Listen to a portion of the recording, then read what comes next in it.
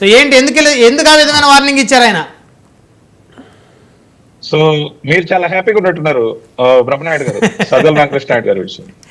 ఎందుకంటే తడిగుడ్డతో తడి అరకు ముందే ఎలా పక్కకు తీయాలో తెలిసిన వ్యక్తి. నేను ఆ వ్యక్తిని విభేదించే పార్టీ నుంచి బయటకు వచ్చా. ఈరోజు బహిరంగంగా చెప్తున్నా. ఇన్ని రోజులు కాంక్రీట్ కుర్చీ అని అతనికి ఒక పేరు పెట్టా, కానీ అతన్ని జరపలేని పరిస్థితిలో జగన్మోహన్ రెడ్డి గారు ఉన్నారు. ఎటువంటి పరిస్థితి ఏర్పడిందంటే ఈ రోజున జగన్మోహన్ రెడ్డి గారికి బదులు పరామర్శకు కూడా సజ్జల రామకృష్ణారెడ్డి గారు వచ్చే పరిస్థితి వచ్చింది. చాలా జాలి చూపిస్తున్నా ఈ రోజున. మా నెల్లూరు నాయకుడికి ఇచ్చిన గౌరవం, కాకాని గోవర్ధన్ రెడ్డి గారు అధికారంలోకి రాకముందు జిల్లా అధ్యక్షుడిగా ఉన్నారు, మాజీ మంత్రి. ఇప్పటి వరకు ఎవరైతే ముఖ్యంగా సార్ వాయిస్ వస్తుందా? వస్తుంది సార్, ప్లీజ్ కంటిన్యూ సార్.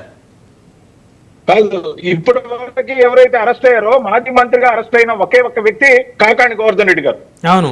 ఇప్పటి వరకు అరెస్ట్ అయిన వంశీ గారిని పరామర్శకి జగన్మోహన్ రెడ్డి గారు వెళ్ళారు. నందిగం సురేష్ గారి కోసం పరామర్శకి జగన్మోహన్ రెడ్డి గారు వెళ్ళారు. అదే పిల్లలి రామకృష్ణారెడ్డి గారు అరెస్ట్ అయితే నెల్లూరు జైలుకి జగన్మోహన్ రెడ్డి గారు వచ్చారు. కానీ మాజీ మంత్రి మరి కాకాని గోవర్ధన్ రెడ్డి గారు మా నెల్లూరు జిల్లా మాజీ అధ్యక్షుడిగా పార్టీ గెలిచినప్పుడు పనిచేసిన వ్యక్తి, పార్టీ మొన్న ఓడిపోయేటప్పుడు అలా అధ్యక్షుడిగా కూడా, అంటే అధ్యక్షుడిగా కాదు మాజీ మంత్రిగా ఉండి పనిచేసిన వ్యక్తి.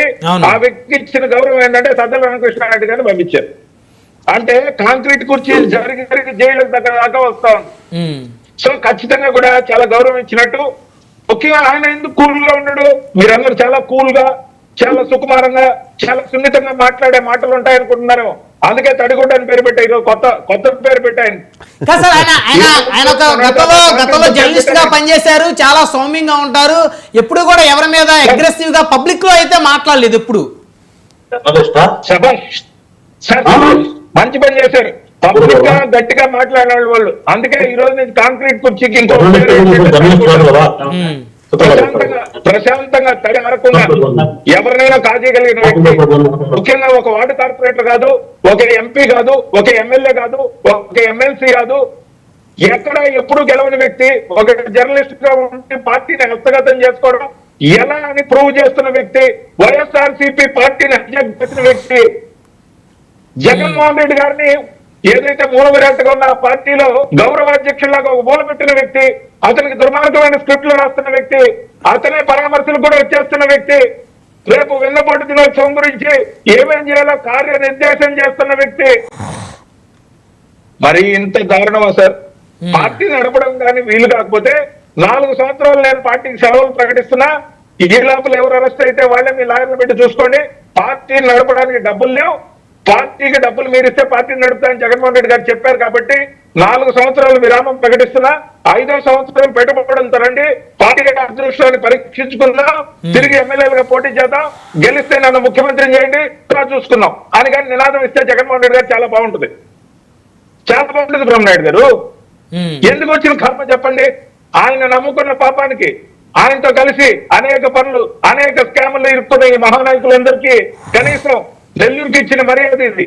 నెల్లూరులో ఈ రోజు ఆ సజ్జల రామకృష్ణారెడ్డి గారి పక్కన ఉన్న మహానాయకులు, ఒకరు పర్వతిరెడ్డి చంద్రశేఖర్ రెడ్డి ఎమ్మెల్సీ, ఒకరు మేరకు మురళి ఎమ్మెల్సీ.